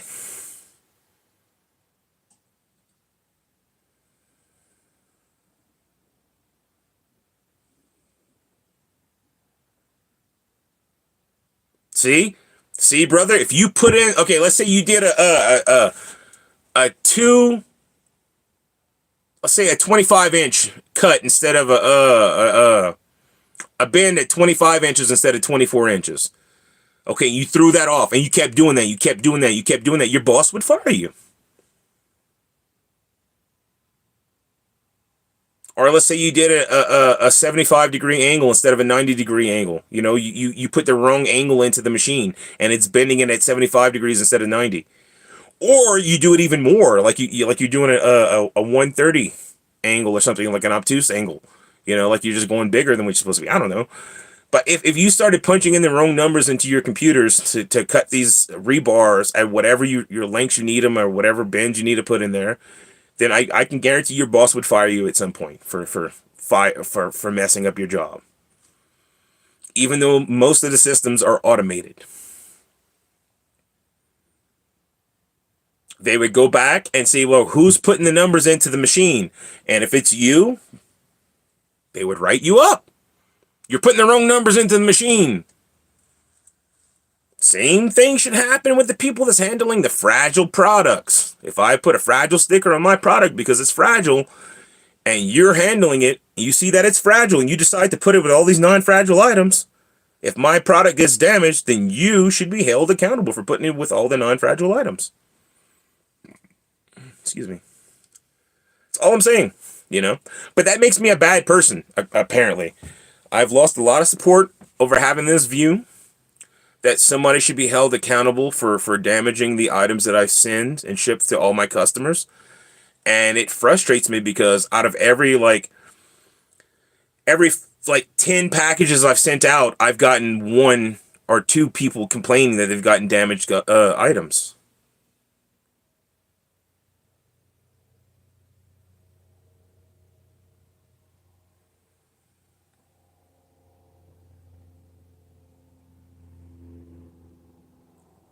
No, I hear you, Dustin. I hear you. I'm not saying that you personally have to worry about your job. I'm just saying if, let's say, you were working at your job and you constantly just put in the wrong measurements, you know what I'm saying? Like you were supposed to cut 6 foot and you cut 5 foot. You can't fix that. You've cut it, you know? Like you can maybe weld a piece of rebar to it and try to cut it again. I don't know how structurally sound that would be. Welded rebar to welded rebar, you know, maybe you have a bunch of sections. That'd be funny as hell. But what I'm saying is if you constantly put in the wrong measurements and you constantly send back stuff, they're gonna let you go. Companies are not about having people around that cost them money. They're all about having people around that make them money. So you make the company money. So you probably have good job security, knowing all the machines. You're probably good at your job. Like I'm not saying that you personally are messing up. I apologize, brother, if you think that I'm talking about you, that you're messing up at your job. I'm saying like if is we're talking what ifs here, you know, not like hypotheticals. I'm just saying I think it's the same thing. You are held to a certain standard at your job. Your boss like expects you to not f up 24/7. So if one out of every 10 pieces of rebar that you cut came back messed up, and you're cutting 100 pieces of rebar a day, that's 10 pieces of rebar a day messed up. That's a lot of profit. That's a 10% profit right there, bud. You know, like your boss is going to notice 10%.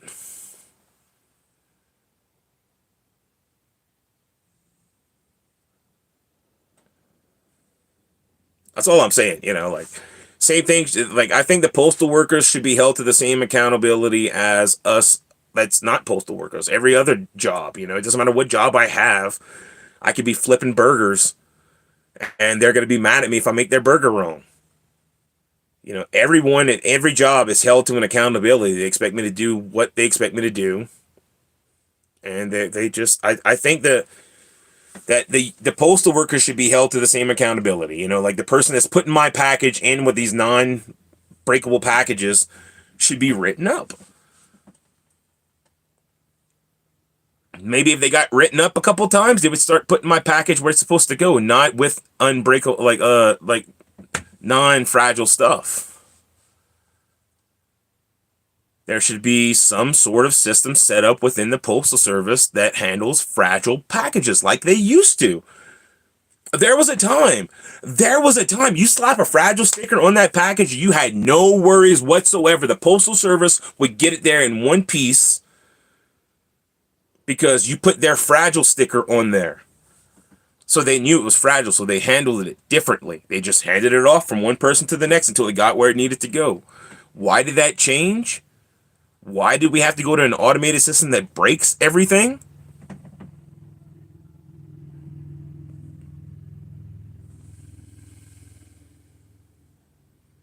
It makes no sense.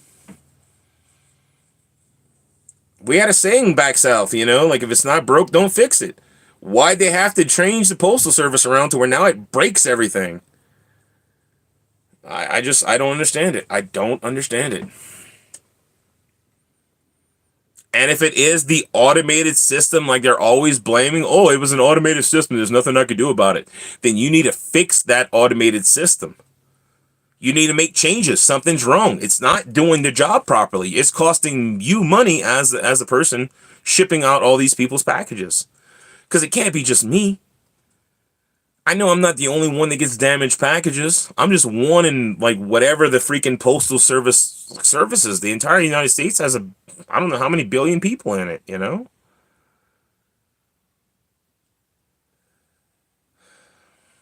They lose packages. They freaking they damage stuff. If they were held accountable for what they do, welcome in, Michael.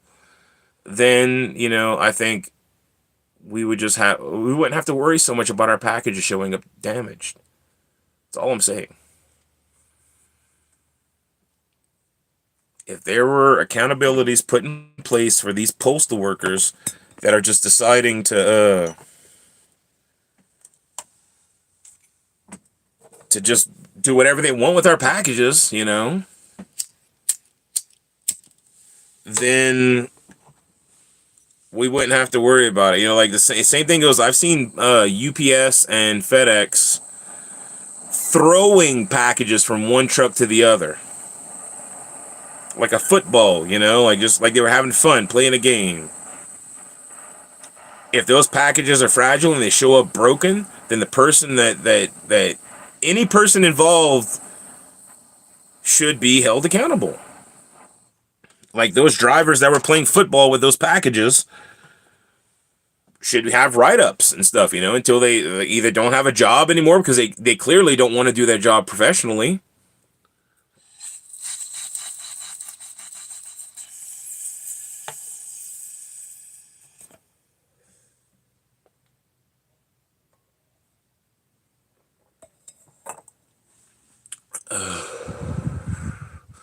Blessings be to you and to me. Or they learn to do their job professionally and they handle your packages like they're supposed to.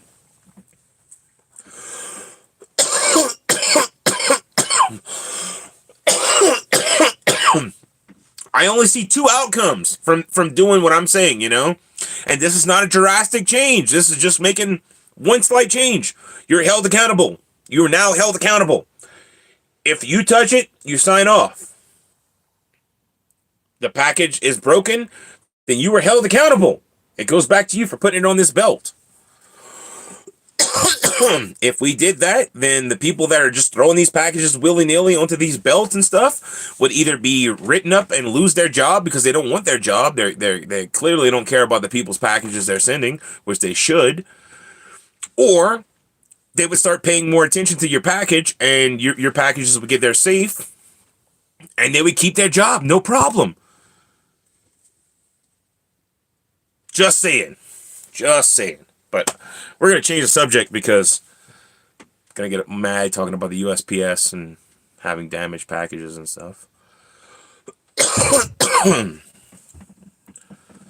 Hope everybody's having a blessed day. I'm bored today. I don't know what to do. Don't know what to do. I'm probably going to get off the live stream here in a minute because I really don't know what to do.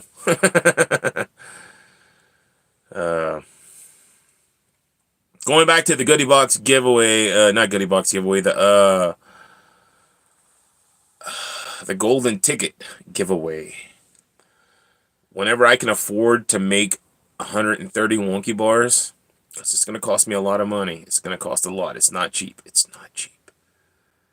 It's not cheap. It's not cheap.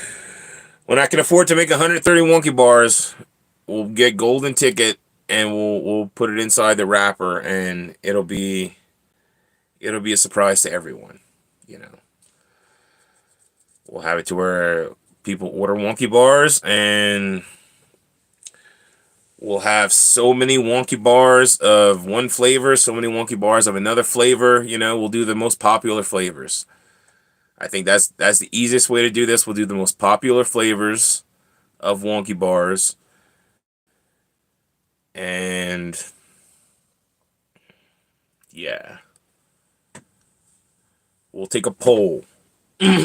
I'll do a poll on the channel here at some point and find out what everybody's most popular flavor of wonky bar is.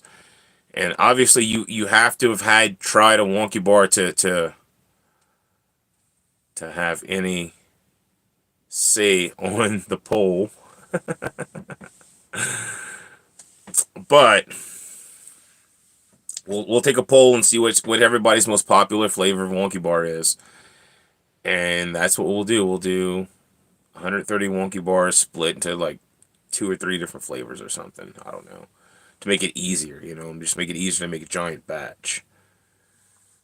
Or we'll have like, I don't know, 10, 15 different wonky bars, 24 different wonky bars of one kind. I don't know.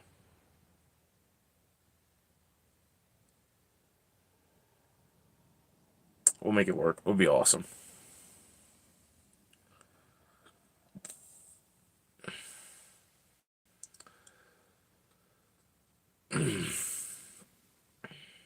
Again, we'll see. We'll figure it out in the end.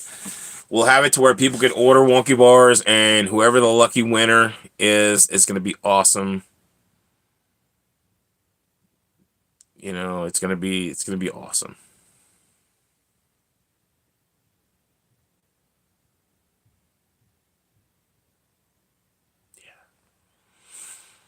You're gonna call me Odin Wonky.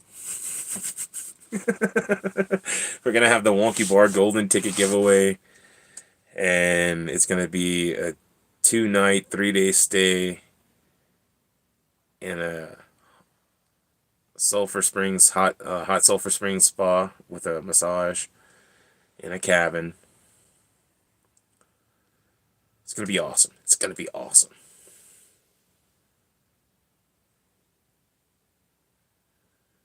It's gonna be awesome. I'm excited. I'm excited. I am excited. Not gonna lie. Yeah.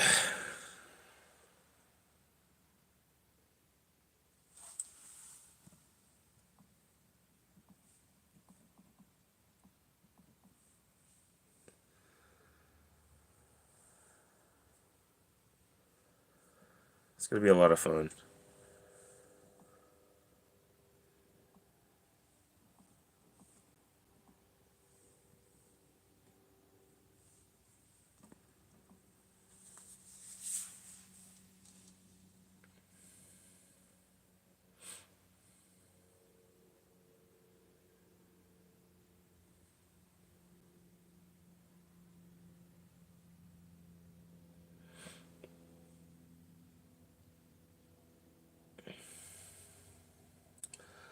I think as of right now, the 4 flavors or 5 flavors, because we might do 5, are gonna be um, cookies and real cream, because I know this is a real popular one.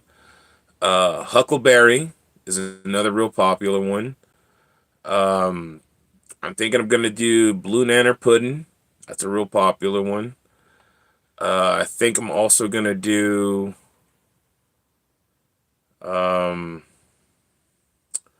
the Dubai chocolate bars, because I know that's a huge one. That's everybody loves the Dubai chocolate bar that's tried it so far. I know I personally love it.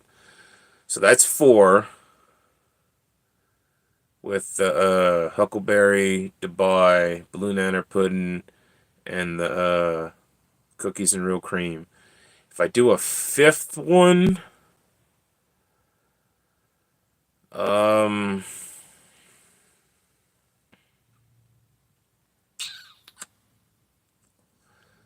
if I do a 5th flavor, because I might just make another batch, of like some of those and have extra of one of those flavors or something. I don't know, to make 130 wonky bars. If I do a 5th flavor, though, I might do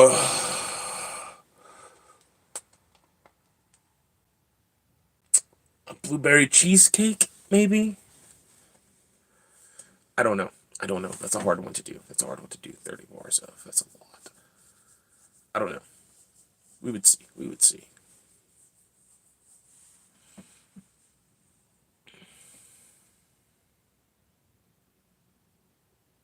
But I know those are like really awesome flavors, and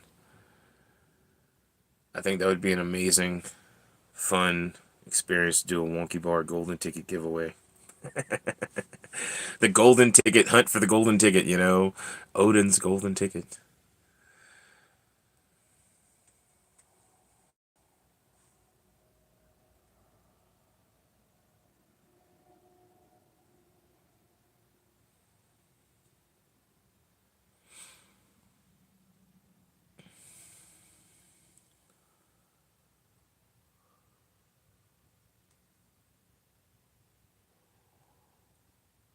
I mean, that's what I do here, Michael.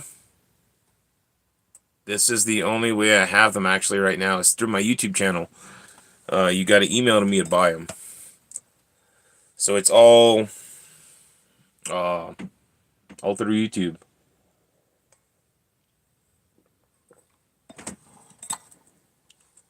I can't afford to have a website yet. A website's like $60 a month that I can't afford.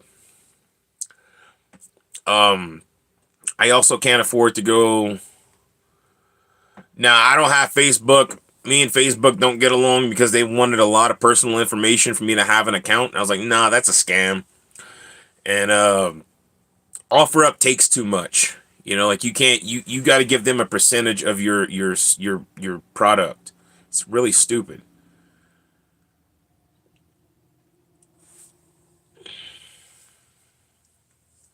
So I prefer to do it this way. With the YouTube audience, and if it's only, let's say, let's say it's 10 people that play along. We have 130 bars divided by 10 people. That's 13 bars a person. 13 bars. Now,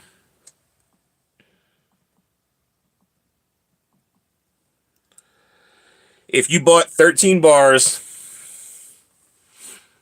you'd be spending $325. Okay, that'd be a 1 in 10 shot of getting the getting the golden ticket. Not goodie, I keep wanting to say goodie box.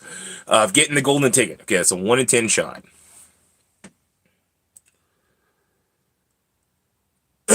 Actually, it's a 1 in 13 shot, I guess. I know that'd be 10 people, so it'd be 1 in 10 shot of being one of the people that gets a golden ticket.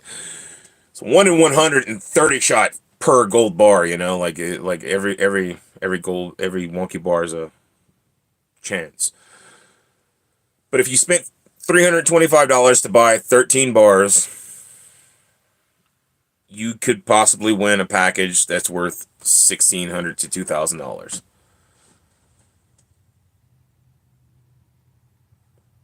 It's worth it in my opinion. That's a $1,275 profit win if you win. You know, to get the golden ticket. And if you don't win, you got 13 wonky bars that are delicious and worth every penny. You're not going to feel cheated out of anything because you got the wonky bars. You know, like, but if you find that golden ticket, you could be the one person out of 130 people to find that golden ticket. Like, there's like, how many lotteries do you know that have an odds of 1 in 130? You know, most odds of lottery tickets are here like 1 in a million, 1 in 100 something thousand. Finding a ticket back as a 1 in like, hold on. Let's see. Colorado lottery odds. Let's see. Scratch tickets. We're gonna check on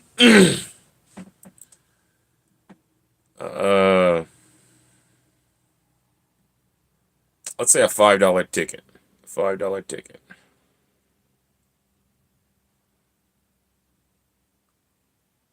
There we go. Crosswords. $5 crosswords. Okay. The odds of getting a $1,500 package. Okay. A $1,500 win, which would be the same cost of the 3-day getaway here in Colorado, flight and cabin and spa and massage and all this other stuff, you know. Same amount of worth. It's $1,500. My package is actually $100 more. The odds of a $1,500 win, there's 3 of them. 1 in 1.68 million. My odds are 1 in 130. I mean, come on, you can't beat those odds with a stick. I'd be freaking entering on that like crazy if I had the option to like win a freaking $1,600 package from odds of 1 in 130. What? Give me a couple entries. Let's go. And on this, okay, the odds of winning your ticket back are 1 in 12. The odds of winning, I think it's hilarious. double your ticket or 1 in 12. 3 times your ticket or 1 in 30. 4 times your ticket is 1 in 60. 5 times and 6 times is also 1 in 60. A $50 win, which is 10 times your ticket, is 67 and 20,000. Why couldn't they just say 1 in 1,600 or 1 in 1,200? That's stupid. Anyway, going up to a $75 win is 1 in 1,600. You know, like the odds on these tickets are insane. You know, 1 in 15,000, 1 in 20,000 for $250. And then it's like, it goes from $250, it goes up to 1 in 1.2 million. You know, of finding, like, this is what I'm saying too, okay? Like, people see me playing these tickets, and these are the odds. To get a $500 win, it's like 1 in 1.2 million. So, like, for instance, hold on, let's go to the ticket that I won $500 on, okay? Let's see how cool of a win that I got. Okay, $500 win, 23 and 6,000. So that's how lucky I got to win that $500 on this ticket. That's the highest win you can get. It's $500.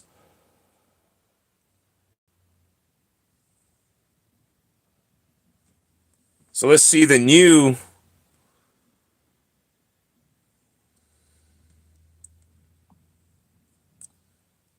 Look at this.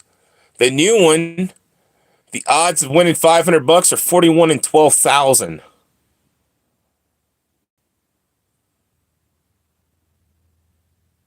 I've won nothing on the new tickets. Nothing. 1 in 10.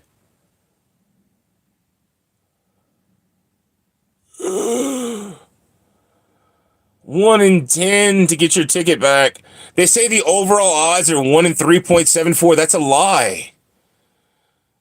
How can the overall odds of getting it like a win be 1 in 3.74 if the odds are 1 in 10 for $10 back, which is the ticket price of the ticket? 1 in 30 for the $15.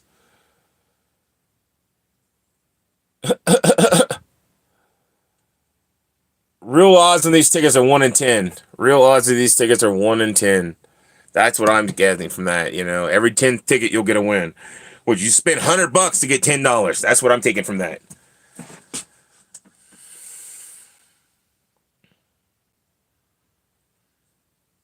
Spend $300, you can possibly win $15. Spend $500, you could possibly win 25 or 50 or 30.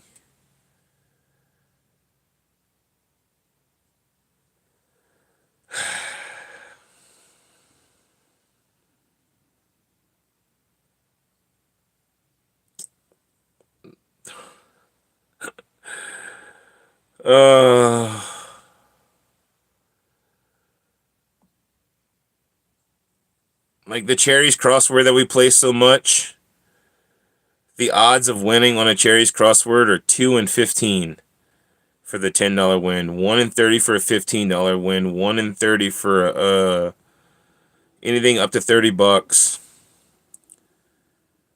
1 in 60 for 50, and then it goes up like substantially. To get a $100 win on the Cherries crossword is 1 in 297,029. It's easier to win. Holy hell. What?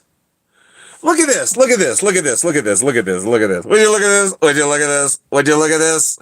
It's easier to win $2,000 because it's only 1 in 40,000 than it is to win $100, which is 1 in 297,000.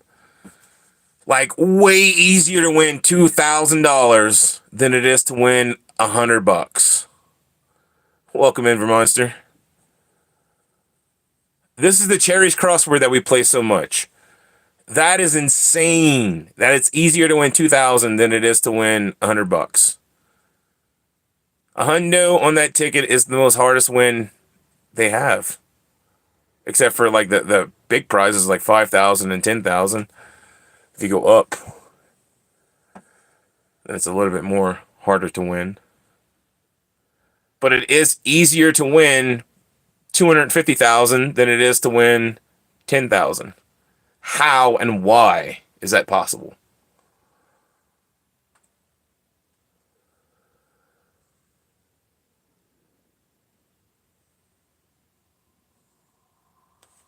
I don't know. That looks like a comma to me, not a point. Oh, it might be a point. That might be a point. You might be right, but still, tell me that's not 4.5 million. 1 or 11 and 4.5 million to win 10,000 when it's 1 in 570,000. Like, I don't understand that. It seems like it's easier to win 250,000 than it is to win 10.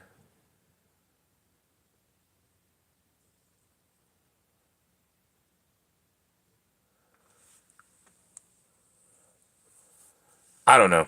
I don't know. I don't know. I'm stoned, but still, that might be a point. That might not be a comma.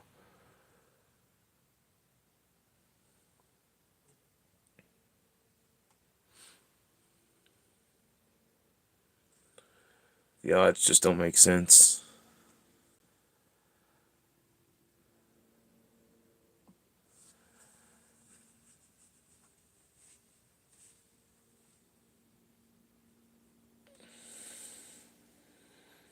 Like the odds on the $3 crossword make sense. To win $3 is 1 in 5. To win 4, 1 in 25.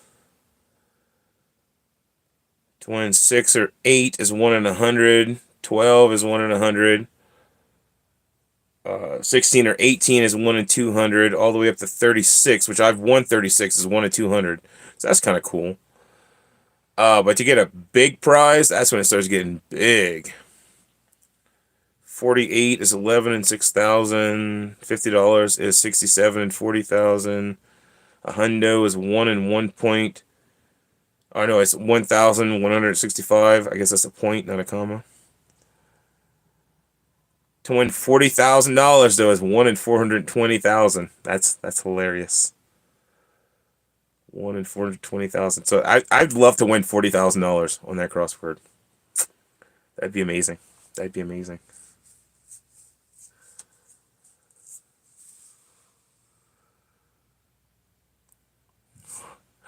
I hear you, Vermonster. I hear you. I don't have money for gambling right now. I'm just looking at the odds on the tickets because we're talking about. I want to do a goodie bar giveaway, like a wonky bar.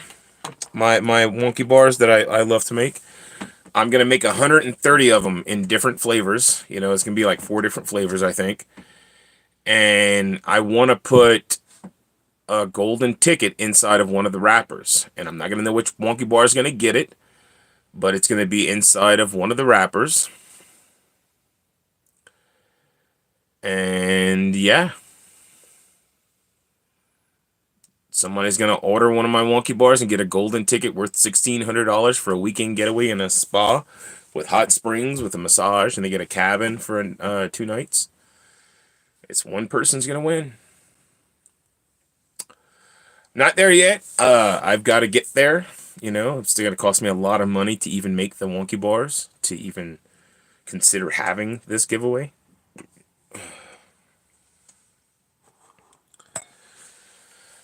It's probably going to cost me like $1,000 altogether for making the wonky bars, packaging, and like, I don't know, whatever else it costs, like ingredients is going inside the chocolate. Because the chocolate alone is probably going to cost me like $700, you know, at least.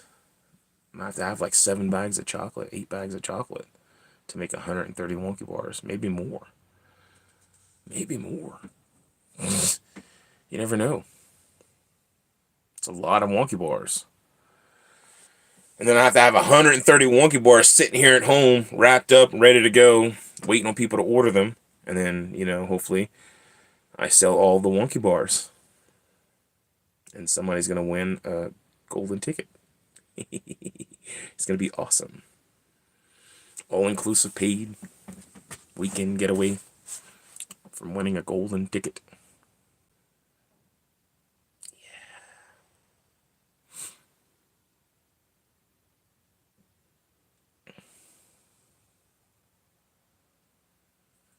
Yep, yep, yep.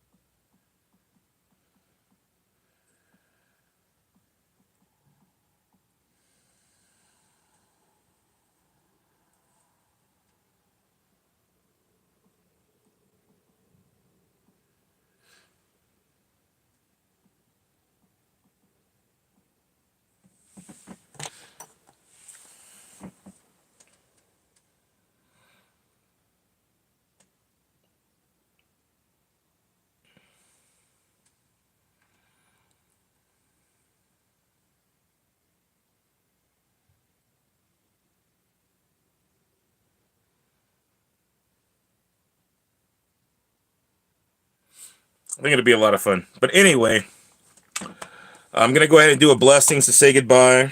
We've been live for almost 2 hours now. I'm going to do some more thoughts on this goodie bar, wonky bar, goodie bar. This wonky bar's golden ticket giveaway.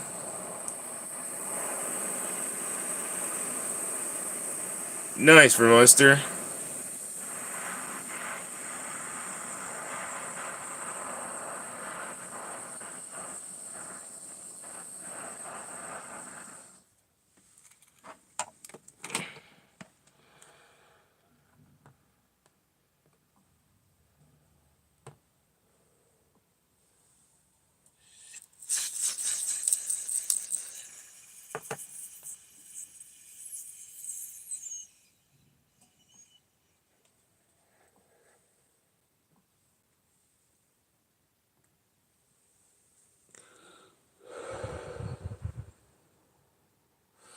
Blessings be to you and to me.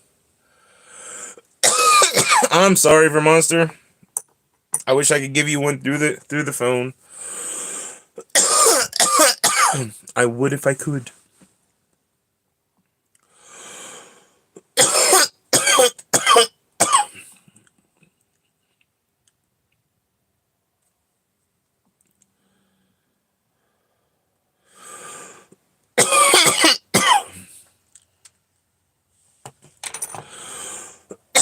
Whew. Anyway, hope you all have a blessed day. As always, blessings be to you and to me. And I'll catch you next time, peeps. Stay blessed.